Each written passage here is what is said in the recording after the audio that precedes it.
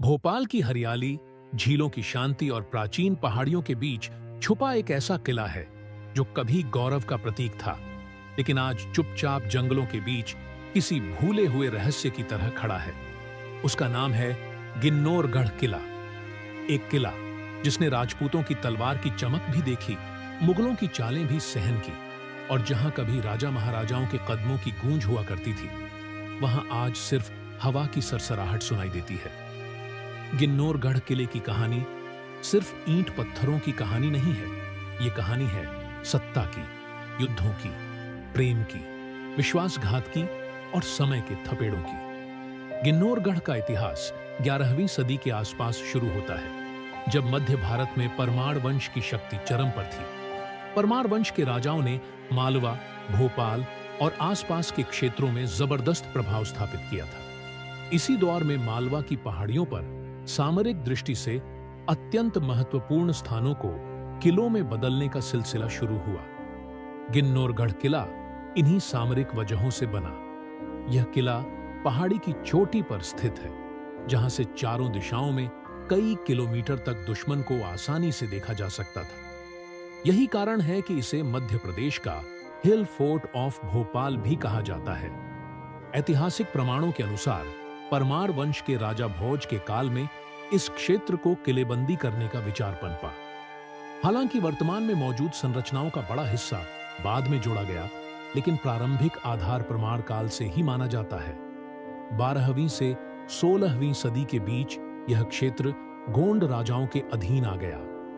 भोपाल और आसपास के क्षेत्रों में गोंड जनजाति के शासकों का काफी प्रभाव था। माना जाता है कि गिन्नौरगढ़ किले का असली स्वरूप, जैसा हम आज देखते हैं, गोंड शासक संग्राम शाह और उनके वंशजों के काल में विकसित हुआ। गोंड राजा इस किले को एक मजबूत सैन्य चौकी के रूप में उपयोग करते थे। 17वीं-18वीं सदी में यह किला एकदम नए मोड़ पर पहुंचता है। मध्य भारत की सबसे प्रसिद्ध रानी कमलापति, गोंड शासक निजाम शाह की रानी का नाम गिन्नौरगढ़ से सीधे जुड़ा हुआ है। निजाम शाह भोपाल का शक्तिशाली गोंड शासक था। उसकी राजधानी गिन्नौरगढ़ और भोपाल के बीच फैले पहाड़ी इलाकों में थी। जब निजाम शाह की हत्या की गई, तब रानी कमलापति ने इसी क्षेत्र से अफगान सरदारों के खिलाफ संघर्ष शुरू किया। कई इतिहासकार मानते हैं कि गिन्नौरगढ़ किला उनके राजनीतिक और प्रशासनिक केंद्रों में से एक था। यही दौर था जब भोपाल एक छोटे से गांव से उभरकर एक बड़े राज्य की नींव बनने लगा। उनके बिल्कुल बाद ही इस क्षेत्र में एक ऐसी शख्सियत प्रवेश करती है जो आगे चलकर भोपाल की पहचान बन जाती है, सुलेमान दाऊद उर्फ दोस्त मोहम्मद खान। दोस्त मोहम्मद खान ने रानी कमलापति की सहायता करने के बाद धीरे धीरे भोपाल में अपना शासन स्थापित किया, लेकिन गिन्नौरगढ़ किला उस समय तक गोंड राजाओं का प्रमुख केंद्र बना रहा। 18वीं सदी आते आते मुगल साम्राज्य कमजोर होने लगा। इसी बीच अफगान सरदारों ने मध्य भारत में अपनी पकड़ मजबूत करनी शुरू कर दी। गिन्नौरगढ़ किले की ऊंचाई और सुरक्षा देखकर कई बार अफगान सेनाओं ने इस पर कब्जे की कोशिश की, लेकिन किला अपने आप में इतना मजबूत था कि इसे आसानी से जीत पाना संभव नहीं था। नवाबों ने भी इसे अपनी सैन्य चौकियों के तौर पर इस्तेमाल किया, बल्कि दोस्त मोहम्मद खान के शासन में भी यह किला रणनीतिक रूप से महत्वपूर्ण बना रहा। गिन्नौरगढ़ किले की सबसे खास बात है इसकी प्राकृतिक सुरक्षा। किला 3 तरफ से घने जंगलों और गहरी खाइयों से घिरा हुआ है। ऊपर चढ़ने का रास्ता कठिन और घुमावदार है। इस कारण दुश्मन के लिए किले तक पहुंचना ही मुश्किल था। युद्ध तो बाद की बात है। यह किला 2000 से ज्यादा सैनिकों को एक साथ रखने की क्षमता रखता था। गोंड राजा प्रकृति और देवताओं की पूजा करते थे। इसी कारण किले में कई छोटे बड़े धार्मिक स्थल बनाए गए। किले के भीतर मौजूद शिव मंदिर, देवी मंदिर, पुरानी मूर्तियों, संस्कृति संबंधी अवशेष यह बताते हैं कि यहां सिर्फ सेना ही नहीं रहती थी, बल्कि यह एक छोटा बसावट क्षेत्र भी था जहां परिवार भी रहते थे।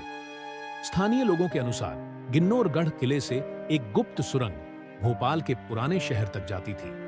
इसे युद्ध के समय उपयोग किया जाता था ताकि संदेश तेजी से पहुंचाए जा सकें, रानी और राज परिवार के लोग सुरक्षित निकल सकें, आपूर्ति सामग्री ला जाई जा सके। आज सुरंग का बड़ा हिस्सा बंद हो चुका है, लेकिन संकेत बताते हैं कि यह लंबा भूमिगत मार्ग था। 19वीं सदी आते आते गोंड राजाओं का शासन समाप्त होता गया। अफगान नवाबों ने भोपाल को अपनी राजधानी बना लिया और धीरे धीरे पहाड़ी किले महत्व खोते गए। आज गिन्नौरगढ़ किला रथापानी वन्य जीव अभयारण्य के बीच स्थित है। पहुंचना आसान नहीं, क्योंकि रास्ता घने जंगलों से होकर गुजरता है, लेकिन जो भी यहां पहुंचता है वह किले की विशालता को देखकर दंग रह जाता है। दीवारें टूटी हुई हैं, लेकिन उनमें अभी भी बीते साम्राज्यों की आवाजें गूंजती हैं। कभी राजाओं का दरबार लगी वाला स्थान आज सिर्फ हवा की आवाज सुनाता है। गिन्नौरगढ़ किले की कहानी हमें यह सिखाती है कि सत्ता चाहे कितनी भी मजबूत क्यों न हो, समय के आगे सब कुछ बदल जाता है। जो किला कभी युद्धों का केंद्र था, आज पेड़ों और झाड़ियों के बीच दबा खड़ा है। लेकिन इतिहास कभी नहीं मिटता, और जब भी आप इस किले की चोटी पर खड़े होकर चारों तरफ देखते हैं, तो आपको महसूस होता है कि ये पत्थर आज भी उन राजाओं की कहानियां सुना रहे हैं जिन्होंने कभी यहां अपना सब कुछ दांव पर लगा दिया था। तो दोस्तों, ये थी कहानी जिन्नौरगढ़ किले की। ऐसी ही वीडियो देखने के लिए चैनल को सब्सक्राइब करें, और वीडियो पसंद आई हो तो लाइक और शेयर जरूर करें। धन्यवाद।